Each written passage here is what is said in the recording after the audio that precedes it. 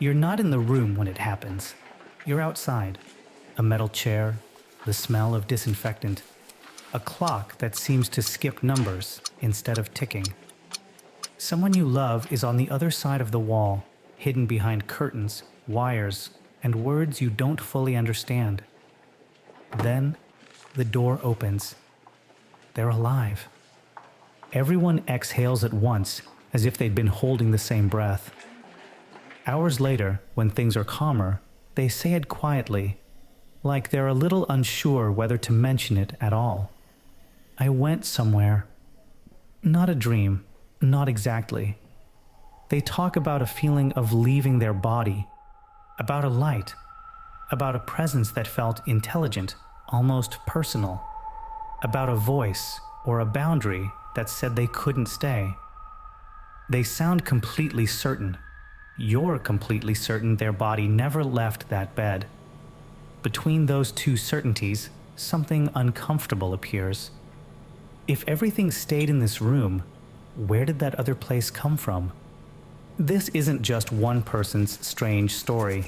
In hospitals, on battlefields, in drowning rivers, people who almost died keep describing something more than blackout. They speak of a journey, not into nothing, but into something that feels structured. And across cultures, religions, and centuries, that journey often falls into a familiar shape. So, what is this thing that appears when life is almost over?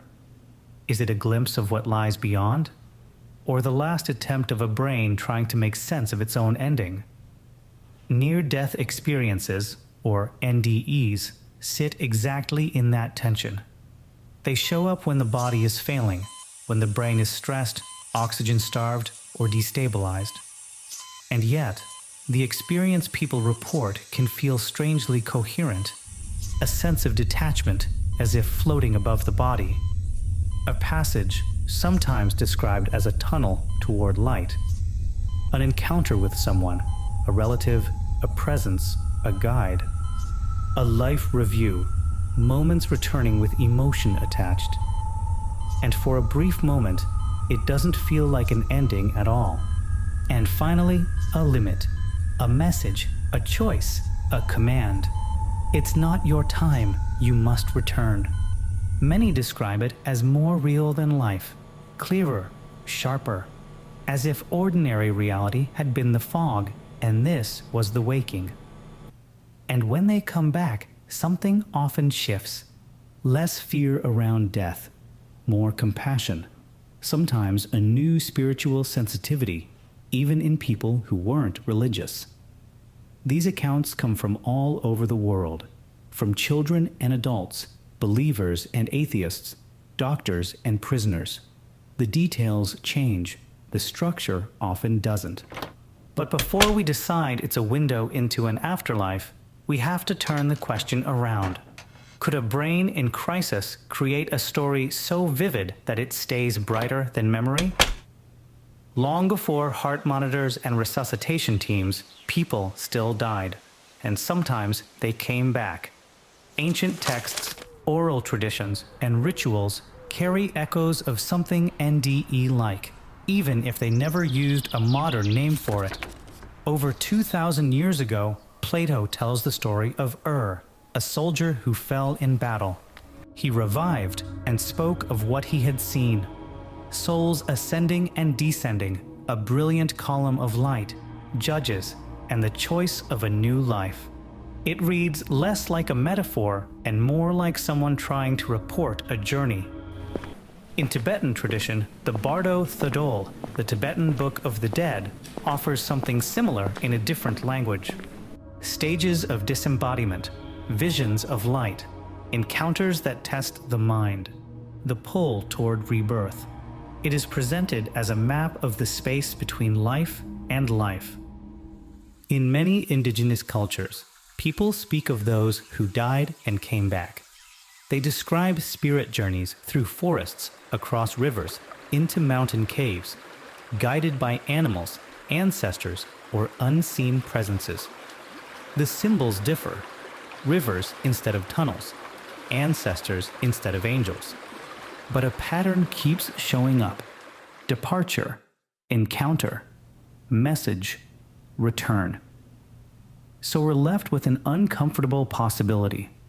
Maybe these stories didn't simply invent the soul's journey after death. Maybe they were shaped by rare experiences. People who came close to the edge, survived, and tried to describe what happened using the symbols they had. Before there was a phrase like near-death experience, there may already have been near-death experiences, filtered through culture, translated into story, and slowly hardened into myth, ritual, and belief. Now we can look in another direction. What if this journey happens entirely inside the brain, as it fails?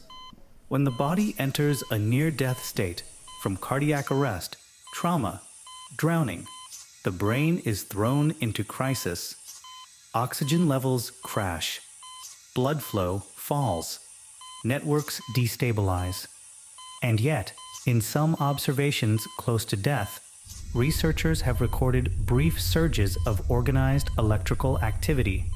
Not a gentle slide into silence, but a flicker of coordination under extreme stress. How to interpret that is debated, but the fact that the brain can briefly become highly active during collapse matters, because it suggests the mind may still be capable of generating intense experience even as the body is failing. And several mechanisms could shape what people later report. Oxygen deprivation can narrow visual perception into a shrinking field, a geometry that can be remembered as a tunnel with light at the far end. High carbon dioxide and the chemistry of suffocation can alter perception, producing sensations of floating, detachment, or leaving the body. Endorphins and other stress chemicals can flood the system, softening pain and generating calm, sometimes even euphoria. Memory circuits under pressure can fire unpredictably, pulling scenes, faces, emotions, which can later be remembered as a life review or an encounter. And the network that quietly maintains your sense of I can begin to fragment, which can feel like dissolving into something larger or merging with light. There's another overlap worth noticing. Some researchers have pointed out that NDEs share features with dream states, especially the kind of vivid, immersive internal world the brain can generate in REM sleep. But in REM, the brain is doing its nightly routine. In near death, it's dealing with breakdown. So the experience may feel less like ordinary dreaming and more like a mind trying urgently to assemble meaning from collapse. Fast, bright, emotionally saturated. So the tunnel, the light, the detachment, these might be patterns the brain knows how to produce when pushed to its limits. Not because they're fake, but because this is the language the brain has for extreme thresholds. Still, even with all of this, the story isn't fully closed. Some patients report clear awareness during periods where measured brain function should be severely impaired. Some recall specific details, objects in the room, snatches of conversation that are difficult to explain cleanly. These accounts are rare. Their evidence is debated. Many may be explained by timing, partial awareness, reconstruction. But they don't disappear easily, because they sit right on the edge of what we can measure.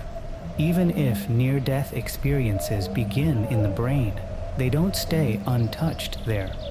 When someone survives an NDE, what they remember often feels crystal clear. But memory is not a recording. It is reconstruction. Especially after trauma, the brain holds on to emotion, fragments, impressions, and later fills gaps using beliefs, language, and stories it already knows. That may be why NDEs are globally similar in structure, but so different in content. A Christian may see angels, a Hindu may see Yama or divine judges. An atheist might sense a presence, or pure light with no face at all. It isn't lying. It's the mind doing what it always does, reaching for meaning with the symbols at hand. And then there is the time after. When survivors speak, they do so surrounded by interpretations. Doctors explaining what happened to their body, family adding belief, media offering familiar NDE narratives. Without realizing it, a raw memory can slowly align with the patterns people expect. Was it a tunnel? Was it my grandmother? Or did it just feel like her? Did someone speak? Or did I simply return? As more and more people describe NDEs in recognizable ways, a cultural template forms. The next person who almost dies may step into that template even before they find the words. In that sense, NDEs are part experience, part memory, part shared story. Biology shapes the raw material. Culture shapes the final narration. And meaning shapes what happens next. Because for many who return, the NDE doesn't fade like a dream. It stays. Etched with clarity, soaked in emotion, heavy with meaning. It changes how they move through the world. Death becomes less frightening. Small conflicts feel smaller. Compassion becomes harder to postpone. Whether this is a soul brushing against something else, or a brain producing one last powerful world under stress, the experience is real to the person who carries it. And that reality leaks outward, into how they love, how they forgive, how they spend the time that's left. I saw a light. I came back, and I'm not the same. You keep meeting versions of these sentences in hospital rooms, in interviews, in quiet conversations that people hesitate to start. They don't settle the question of what comes after a final heartbeat, but they leave something behind in this side of life, a question that refuses to close, and a small pressure to decide what you want your own story to look like before it ends.